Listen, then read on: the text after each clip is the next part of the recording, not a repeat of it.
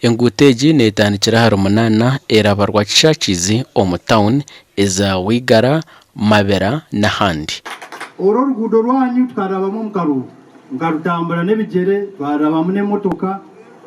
Oruguuto rwanyu tukanturumanya kuruga kare n'oruguuto rubi kuba nagira omu parliament kumwampira akaronga zo mu parliament banta akakiko ka budget y'ihanga akakiko ako ine ngokutwara obinyire bakatwa kilomita 5 so kubampira kilomita 5 mu constituency yona kilomita 5 nazireta Rwakishakizi.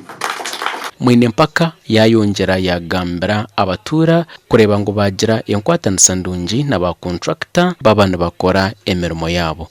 Bataka kwatanisa n'abakontrakta taro sente za compensation kandi oruguuto rwa Ministry of Works nuza kuba ruhangoho oruguuto rwa Mbarara so nibaza kurengaho kacha oruguuto rweruho ubundi bashare mitumba kokani mwendo oruguuto turi kuza kuraba mwanya oruguuto nuza kuraba amataka ganyu programu egi nebetine compensation so mushemere giving away abantu bakakora oruguuto orumukwendo rubaki.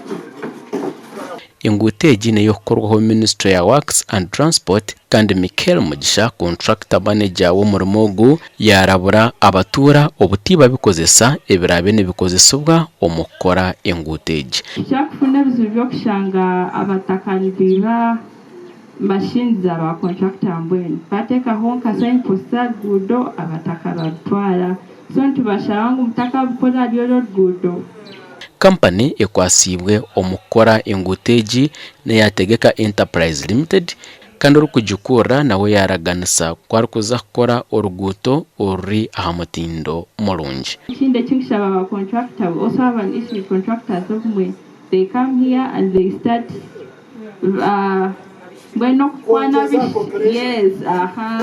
vibing the girls of the community. We are requesting you to leave our girls alone. So nja kubasaba bannaye tukolere wamu tulabe nti project eno etambula bulungi. Twaba tulina omuhanda buli kimu kyona tukina akali mutasi yayitu kwenu kusima kitinde bugarukira. Enguuto egi neyo kumaraho miliyoni 3 omu kugihunduza kandi neyo kumara amezi 6.